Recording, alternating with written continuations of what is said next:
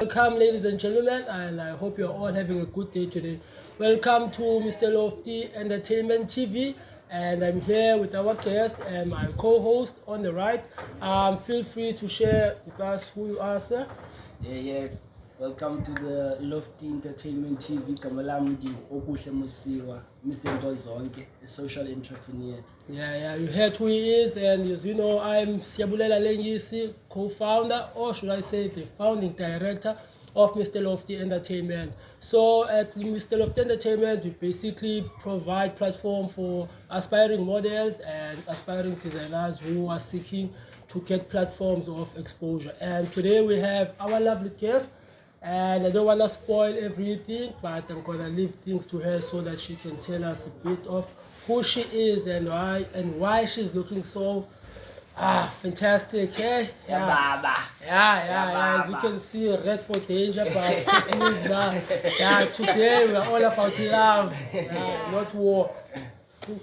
Okay, hello everyone, and thank you, Mr. Lofty and Okuhle, for having me today. I am Ntombozuko Bota.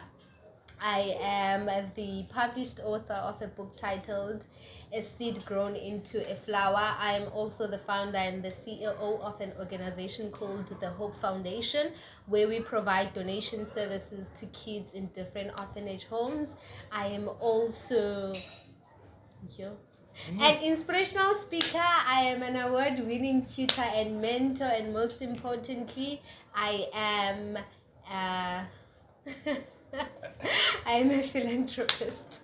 I think that covers in a nutshell exactly who I am when I say I am a philanthropist. But yeah, that is me, and there's more, but yeah.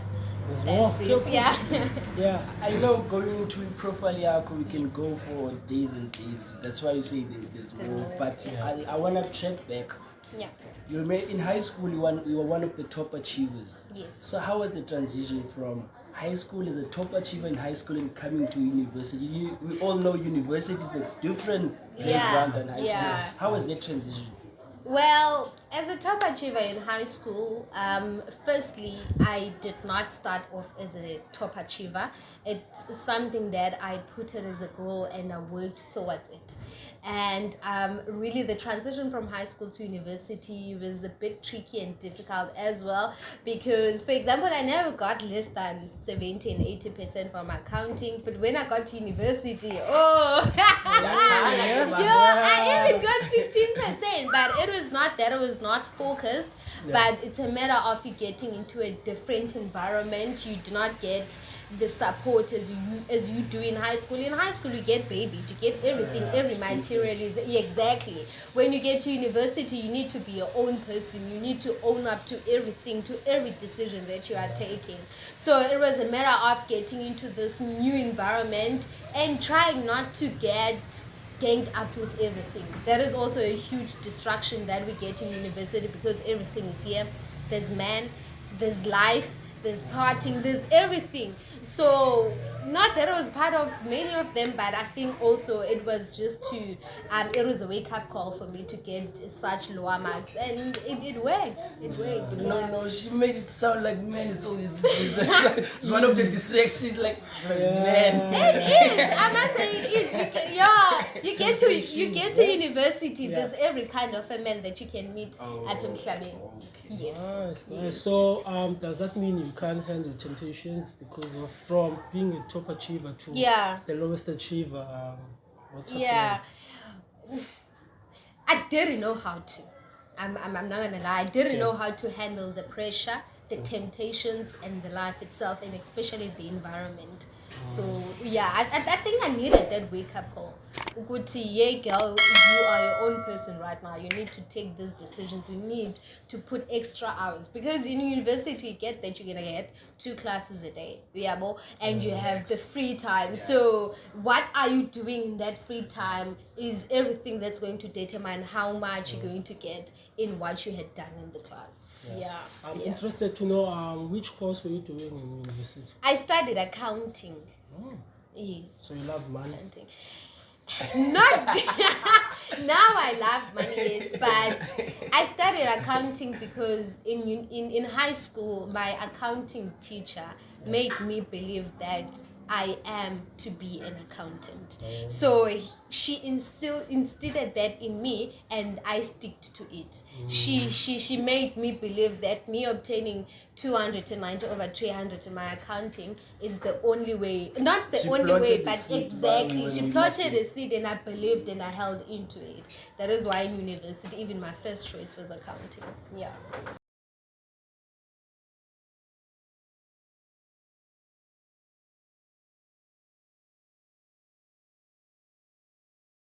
You have to be very professional to do accounting. You need to know your why. But in my daily life, accounting has helped me. It has groomed me. There are decisions that I take based on the education background that I received from accounting. So I'm glad of everything that I got, and also I'm glad of how I am applying the accounting rules, the accounting as a course to my life. Yeah. And also now I know that if I have 1 rand and if I take 10 cents from it, it's gone. So yeah, that's just a mini example of how it is. Picking up from what you were saying, I just want to know, like, I know this question it's but what is your why? For accounting? No, for you as a person. My why as a person. Yo. Yeah. Well, how you mean what is my why? Like, what feels Ntombozuko when she wakes up in the mornings, like, I'm living for this? It is to make a difference in someone else's life.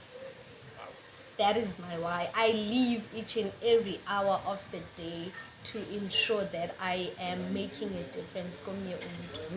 Yes. Okay. I know for sure. Yeah. But in high school, you get those low marks. Yeah. You have all those temptations. What was those support structure that you got involved in within the university that helped you to overcome all of these temptations?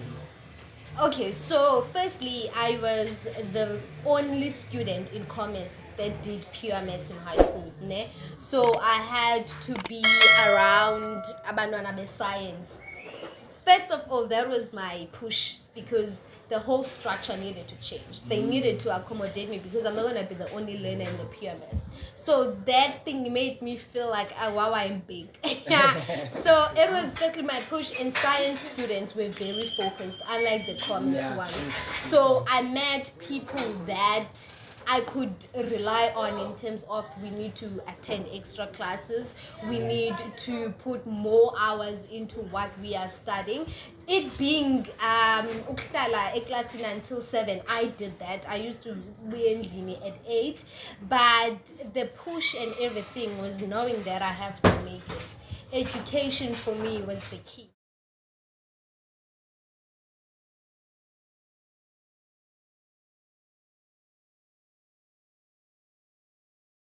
Would you say you are a soldier for education, or are you somehow an ambassador for education? Yes, I am. I preach and I motivate that go get that key education, even if it's not going to lead you to your destination, but in each and every part of your life, you're going to need education. Either you're going to be a modeler, either you're going to be an actor, either you're going to be a content creator. You need to know, for example, a computer, you need to know what's right and what's not right, and that is something that you get taught in class. So Dope. I think from my side, I can say that you should have been a teacher, not an accountant. Well, you chose the wrong field. Your teacher needs to be disciplined because of you are speaking so much truth when you speak about education. So looking at the youth today, they are not thinking the way that you do today. So what would you say is the main problem in today's education regarding what you have learned from your journey? Okay, so I'm going to speak from high school to university. I think the problem that we have, especially on the 9th grade, is that we do not get enough information in terms of the career fields that we're going to choose for grade. If you study physics, you're gonna be a doctor. If you study science, you're gonna be a scientist. So we do not get to we do not get the exposure, or we do not get taught or enough information or resources to know that if ever I choose accounting, I can also be a credit controller. If I choose accounting, I can also be like a business manager and all of that. And getting into university, you also get like it's literally the subjects that you choose for grade 10. That's your focus. You get to university, uthathwa based on the subjects that you had done, and there is your focus. And then in my third year, I realized somehow that maybe accounting was not for me. I got the exposure, and I kind of regretted my decision of taking accounting, but as I've said, it was seed that was taught to me. It's something that I learned in high school, that accounting is for me. So I think that is the problem that we have with our system and the structure as a whole, that there's not enough information for learners, especially in their 9th grade. Yes, I hear you that part. You're saying that at 9th grade we don't get enough information. That's true. I agree with 100% everything you said.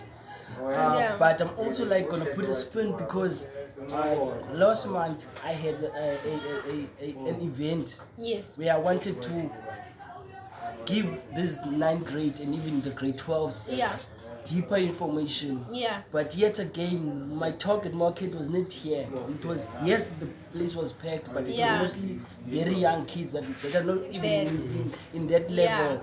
But the ones who need the information, they always come to me when they need help, they need tutoring. I even told them, like, I call you to my conversation and come and get this information for free, but when you need help from me, I must jump. So we have a big problem with the youth, I can say.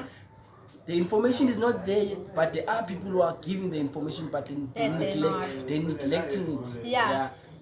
I must say that it is not knowing that you need the information as in yet. So when you get into a certain stage, you wish you had received the information. Okay, sometimes you attended an event, you got that information, and you only apply it in 10 years time. So it's also a matter of not knowing that I'm gonna need this information, and a matter of definitely as Golden is Career Expo, they do this, they call people in to educate, but it's a matter of not knowing that I'm gonna need this information. And we also, as advocates and people that are education, are not loud enough. Pleasure. You once mentioned that you are a philanthropist, right? So is there anything that you're doing for your community? Yes, I do everything for my community. Guys, can you please take me back? What is a philanthropist? A philanthropist is a definition of someone who assists other people, someone who puts other people first, like a community leader, but not targeting the community itself, but someone who offers assistance in any way. So I do things for people every day, every chance I get. As I've mentioned, that I have a non-profit organization where we provide donation services for Abandoned orphanage homes, and also I assist unemployed youth. I like this one because it's like it's relating to a personal story. So I was going for my second ever interview, but for my first job, and I got lost along the way. It was the 13th of September on a Friday. I think I got that. I think I got that Friday. I think I got that. But it was a matter of I didn't do enough research about the place, and then I was like an hour late for my interview. But fortunately, they were so chilled. I got the opportunity. But from that day, I made a decision that there's no person that I can reach that will go to a place we interview not knowing what they're supposed to do. Because if it had been another company, I would have missed the opportunity. And also, we have people that are not educated enough to know such information. Abanye maybe mdakazokwazi nosebenzisa Google Maps.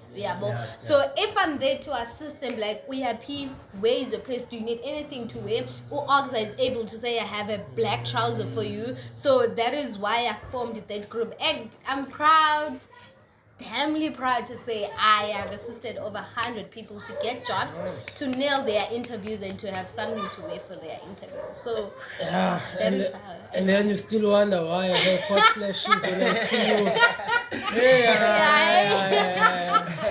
I'm starting to be defeated now because we have like Mandela next to us. Please, I call her the modern Mother Teresa. Mother Teresa was in the Bible. It was that woman who was like there for everyone.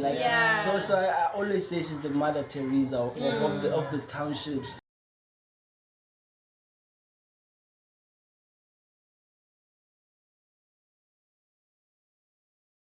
How does the Hope Foundation start?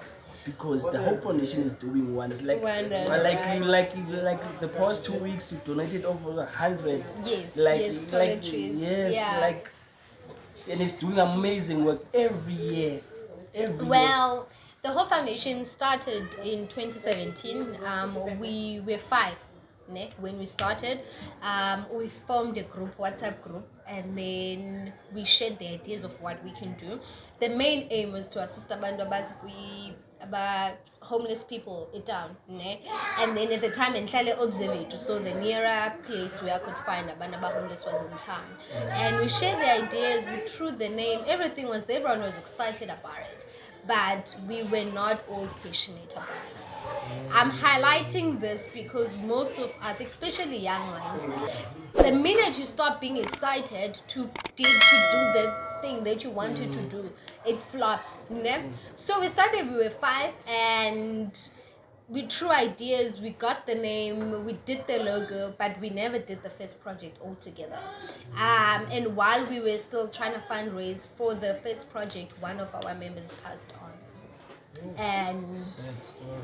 That was really, it broke my heart because he was one person that was passionate about what we were doing. The vision, the mission, the everything, just, it dropped because communication was no longer there. And I thought, okay, no man, maybe there was just something that we spoke about, and it's okay, let me live it. By the way, I'm just a first year student in university, maybe I also don't have time to do this. Closer to the year end, Kwacha Ekaili down to, and about 300 sharks were affected. Yes. Then I remembered that I was part of the group that wanted to found an organization called the Hope Foundation. I thought, how can I do something? Okay, the Hlale school residents, there are obviously students who do have clothes, who do not have clothes, who are fortunate enough and who are not fortunate enough. How about I put those 2 groups and see what I can get from them? I thought of collecting part, like ask each learner in Romania, don't you have a jean that you want to wear? Don't you have this? Bear in mind, I don't know how to write a donation letter. I don't know what to say. I don't know how to create a donation paper, but I have this vision and I want to do it. Impahla that we collected, on that day, abantu bade bashiya phansi because there were a lot. Then I saw the vision and the reason why I wanted to do this is still there. I can do more. So that is how. Then I carried the baby. I still carry it today, and I'm glad for every member that we founded the organization together. You did a great job with me, but I continue to be proud. You have a soft heart for others, and you somehow put others first before you, right? Which is an amazing thing. I think we have something in common there. But then my thing is, what's that one moment you'll never forget for starting your project? Like, you've been helping out many people out there, and I mean, like, I can say you even help out kids, right? And then what's that one thing you say? Every day I wake up, this is the moment I will never forget. Okay, I'm not gonna be emotional. Oh, sorry. But I have every project that I do has a special place in my heart, ne? Yeah.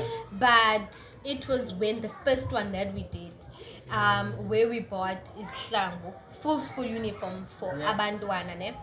I tell this is the story that founded the organization, let alone the clothes that we donated. But I tell this one specifically because I needed to go out there, Mali, people that are gonna donate ezizinto, and having a strong story to do this with me. I met this young girl. Nomama akhe babesuka esikolweni ne, and then ndandise renkini kwaLanga ne, kwaLanga, yes, kwaLanga ndikhwela ndisibuyele reza, and then ndihamba Unathi was one of the members that we were together, and then we just chatting on what we can do going forward in the organization. And then she was curious to question lo mamba why bebuya esikolweni nomntana at this time. The only thing that could signify baba buya esikolweni ngubhaka nezihlangu zesikolo, umntana bezinqibile enxibe nempahla. And then little did we know that that moment was a life-changing moment for us, because we questioned and the mom told us ba umntana ugqithiwe esikolweni because akana uniform. And then akakho registered because akana uniform. And also my fear as umama is that kuzogcwala esikolweni, uyabo, and we were told to return esikolweni xa enempahla zesikolo, which can possibly be a month end when sifumana igrant. I was like, okay, mamuhlalapi. We worked with this here, but with no idea but let's go and see uhlalapi. Should anything come, we went there, and then like you could see, you could feel, we sat down and she told us her sad story, and we were like, okay, we're gonna see what we can do. I shared on my WhatsApp, I spoke about this, and likely one person was interested. Wabuzu mndani tini age yakitini, and he was like, let's meet Uyolanda, let's meet Kaidi Chamong. Bear in mind, I've never been to Kailicha, and I've heard all of these stories about Kailicha. And also, I didn't have Imali Okwel, and the time I'm a student, and I don't get Imali. But I'm like, okay, I'll make a plan. And okay, I don't know how to lie, so I had to tell the truth. And then I met the person in Kailicha Mall, and he was like, I'm gonna buy for 5 other kids. And that also touched my heart, and one thing that I hold to. We went there, the tears la mama was kalayo, I think, yeah, they were guiding sprinkling to everything else that we did, we organization, and we ensured about unempahla zobuya esikolweni anxibe. So that was the changing story of the organization, and that is a story that I hold close to my heart, because of that Lamnani won. This year we donated as long as 100 for Abanwan. So her story empowered and gave us a reason to ensure that that we can reach who's not able to school. Number one was a matter of whining and fought. That's a big problem, ne? And I'd like to, whoever's gonna listen to this and whoever's listening to this, just to know that we live amongst people that believe by seeing, ne? We live amongst people that they're not gonna just take your word for something, but they want evidence and proof of what you're doing. And I am running an organization. I also do assist, like on a personal level. For example, when I turned 21, I bought like monthly groceries for 21 families. That is something that I do personally. And wait till you are 50. Yeah. Or 100. Yeah. So capturing is something that people have problem with, but the minute you meet them and tell them I've helped Abana by 21, they're gonna be like, how should we trust you? And also it's a matter of nifunela nini mali, number one, Number 2, people overlook umsebenzi wakho in a sense yoba why uzonceda a certain target of people, why ungancedi abantu abathile, why uzohamba uyonceda ki-orphanage kodwa you can see i-neighbor yakho is struggling, you know, people in your community that are struggling. Like there's always, people always have something to say, and people always think they can do better without understanding your why, without understanding how do you get to do and why. So I am hoping that people can start to question at a level of wanting to understand, not to judge and criticize. Yeah. So profound. Yeah. So one thing I can say is that now this has become very emotional, right? And there's always a reason why we do all these good things to others. So who's sponsoring your initiative? Like, how are you getting resources to move forward? So it differs from project to project, ne? And mainly the way I've been running the organization, I run donation drives where I ask per person to donate 50 rand for umtanangam, considering that like 50 rand will be able to assist for a meal a day that we're gonna provide. If sizothenga 2 liters, zizokwazi ukuthenga a few things, but obviously 50 rand. But when you're buying in bags, it's better. I receive these sponsorships every now and then, but not permanent one. So the organization is founded by people that love to make a difference, people that want to donate, people that have a good heart. It's like you created your own tribe of people that have the same passion. Yes. Like going back to criticism and stuff, like it goes back to what you said, like when you start something, like those criticism, if it comes to ungekho passionate, it will definitely put you down. But if you have that passion to do it, those criticisms, they just come and you just brush them off. Not even brushing them off, but you use them to better. If ever you're gonna come and question, I'm gonna ensure that the next time, if I posted a picture of next time is a post guy. And also people need to understand that we run organizations, so we know the background. We have consent forms that we sign with these homes, and I would never post without your consent. I always, you know, the last project that I did, I wanted to be like, okay, let's just capture their hands and everything, and you get the kids excited to have these pictures with you, especially some of them are over 18 and able to take these decisions from themselves.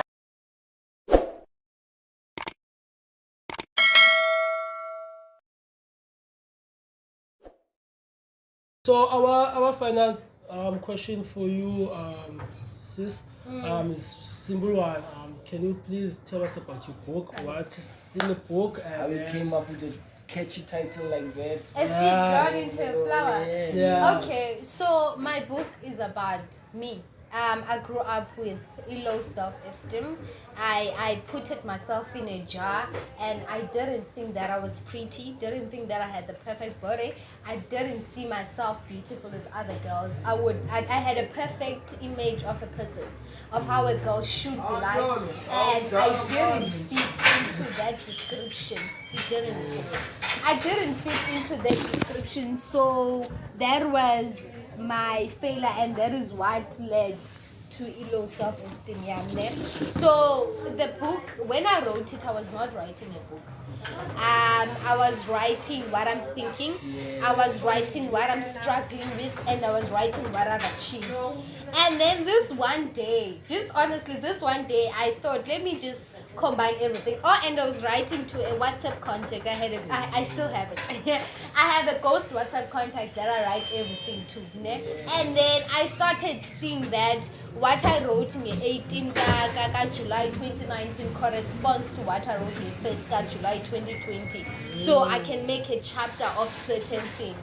And then I did that. That's Bekelang chapter Zam.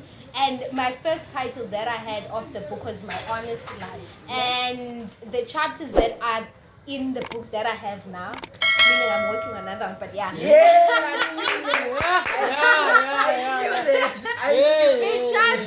that are on the book now related to a girl that I was, the girl that was struggling with low self-esteem, and what she did and how she did everything that she did to ensure that she gets over that low self-esteem level.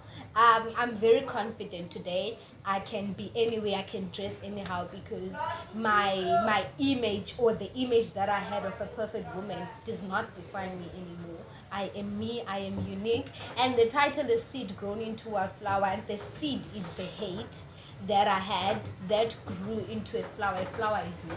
So the seed was the hate, and the flower is the final product, which is Ntombi, who's the philanthropist, the founder, the author, and all of that. You remember you said she's a flower. Yeah. You Sunflower. Yeah, the sunflower that You know, making like, me hot. I don't wanna lie, I haven't read the book, but I always go into the page and look at the reviews. The reviews are all positive. Like, people love the nice book. read. Everybody loves the book. Like, but we know, like, in our society, in our township, young people don't read. That's the one thing. But how can we, like, encourage young people to read? Because as much as we talk about education, but for me, the most education you can give yourself is by reading a book.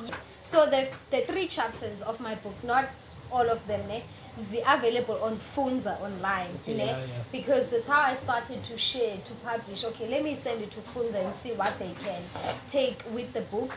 And I decided that the first 5 chapters in this was printed for free, put them in library. So but someone, my then partner, said to me that how many things that are available for free people take.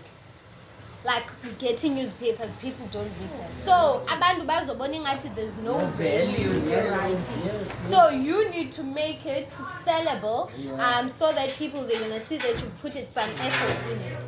And I was like, okay, fine. And then I started the process of publishing and then putting a price tag to it. But I think to encourage and motivate people to read, you need to give them a reason why to read. Me talking here today is a reason why someone would want to read my book. So yes, we just need to put it out there that really the important lessons and the lessons that we can relate to Ebomi, there's the people that write about, because we write honest in our book. Like, if you were to read most people that have read my book, some have much respect, some they sympathize with me, and some look at me different. I remember my mom was here for my graduation in April, right? And it was the first time she's coming to Cape Town ever since I published the book. And at first she said that it's nice, because I'm like, no, English is very basic.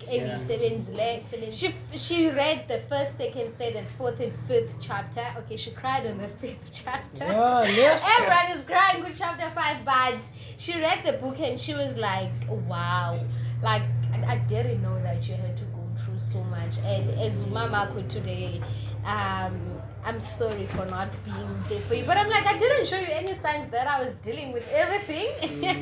Sometimes it's internal wars that we deal with, and I was realistic in my book. I told, like, you get to have an image of the scene that I'm speaking about. That's how realistic I was. You're definitely gonna share the link of the book. Yes, my book is available on Take-A-Lot, online, everywhere.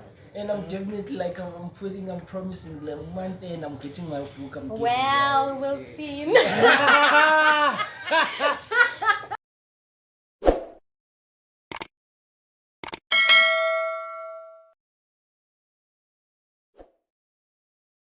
And I think from now on, people should start to press the subscribe button, and follow her work on all social platforms. So can you please share your social platforms so people can follow you directly? Okay, on Facebook, you can everywhere search my full name and surname, which is Ntombozuko Bota, and you're gonna get me. I use Beauty and Bota because there's a chapter in my book where I speak about how much I hated my name. But Ntombozuko is little come for when no, it's such a beautiful name, please. But it's for you. Do you know how much? Listen. Ntombozuko. In English, it says peaceful and glorified woman. Please. That's you. Please. You know that when you That speak is about me. educated people.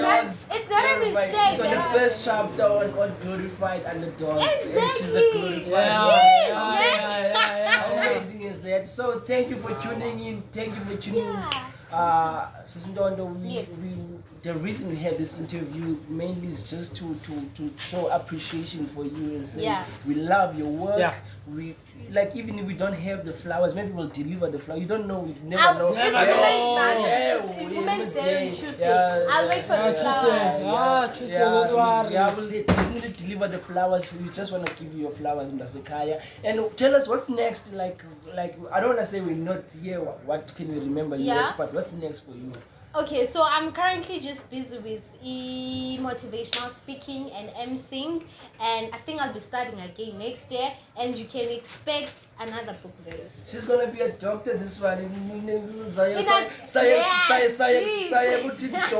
Doctor, yes, I'll put it out there. Thank you very much. Thank you, sweetheart. Yeah, okay. It's called Sandwich. Getting free hugs. Yeah, it's called Sandwich. Thanks for tuning in. We'll see you on the next video. We out. Thank you.